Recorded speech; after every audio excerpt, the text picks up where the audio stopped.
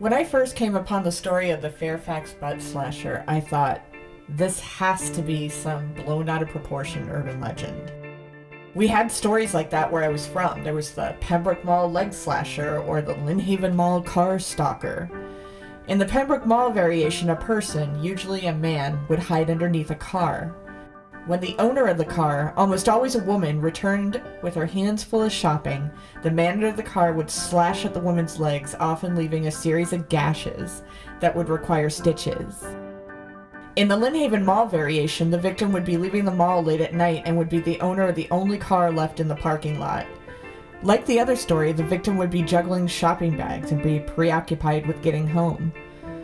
Of course, someone, almost always a man in these stories as well, would be lurking under a car, or sometimes even in the car, waiting to attack the victim. We told these stories to each other so much as kids, I can't even recall if they're real or not. Supposedly, the mall slasher trope has been in vogue since the late 1970s and has some similarities to actual events, but most of these stories have been reduced to urban legend status. I think I can be forgiven for thinking that the butt slasher was another one of these outlandish stories reduced to middle school whispers or high school bathroom conversation. But it turns out, the Fairfax Butt-Slasher was not a punchline. It was real.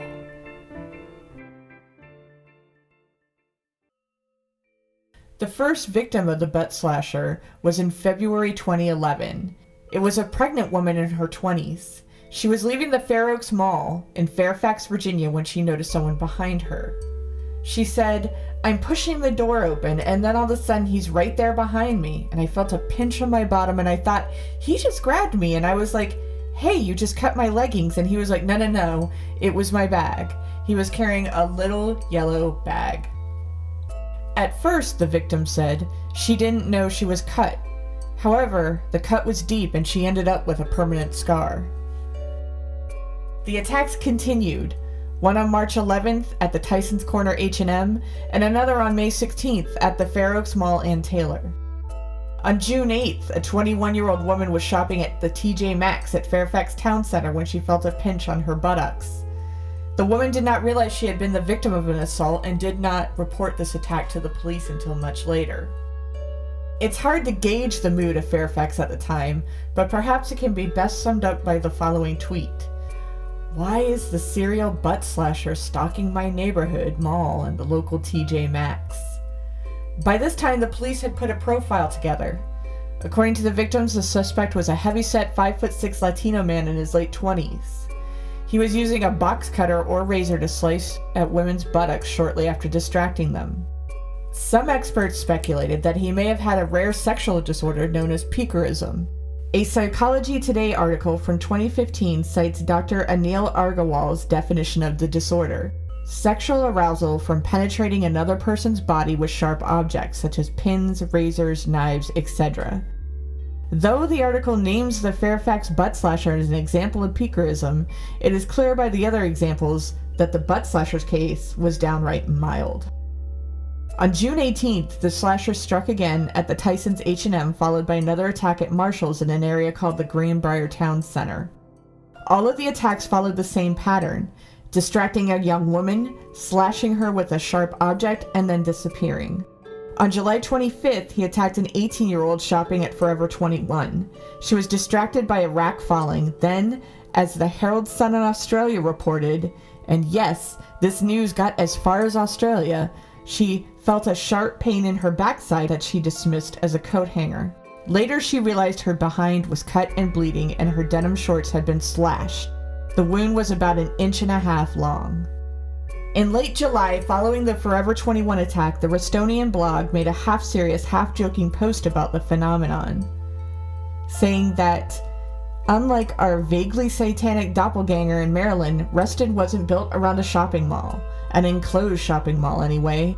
Maybe that's a good thing given the recent spate of butt slashings and whatnot. Fairfax County is on high alert, the Action News anchor intones in the fancy video, though they painstakingly avoid using the term butt slasher to describe the serial creep that has attacked 5 people in the hindquarters since February. 3 of the 5 attacks took place at Fair Oaks, arguably the closest, and definitely the most 1980s infused mall. Though the blog is slightly tongue-in-cheek, the August edition of the Fairfax Connector took a much more serious turn. However, said police spokeswoman Lucy Caldwell, women shouldn't feel this is isolated just to Fair Oaks Mall. This type of behavior could happen anywhere. Police don't want women to feel afraid to go shopping. However, if they feel at all uncomfortable in the store, they should report it to store security. There's no reason to believe it won't happen again, so women should stay alert. They should also consider shopping with a friend, she said. Actually, these are general safety tips women should always use. These incidents just highlight them. Being a woman is grand in 20th century America. Eventually, the slasher was identified as 41-year-old Johnny Pimentel, a former day laborer. The police were able to identify him via an anonymous tip. By September, the news reported that he had fled Northern Virginia. Eventually, in January 2012, he was arrested near a shopping mall in Peru. One article mentioned that it was unclear how he got to Peru, and it was also unclear whether he could be brought back to the United States to stand trial. Eventually, almost an entire year later, he was extradited to the United States in December 2012.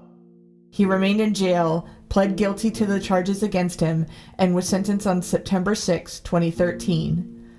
At the hearing, he was reported as saying, "I'm very remorseful for all the things that are occurring, and I ask you to pardon me." However, he was sentenced to 20 years in prison, and the judge suspended all but 7. That would make 2020, this year, the year of his release, but I couldn't locate any up-to-date information on him.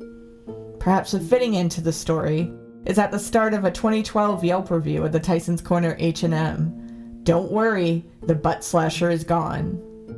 If folklore experts examine stories as cultural artifacts and search them for clues about the attitudes, fears, and beliefs of the cultures that they come from, it would be easy to dismiss the stories I heard from my hometown about the Pembroke leg slasher and stuff like that as stories about women's fears of being vulnerable, or even dismiss it as some kind of anti-capitalist tale.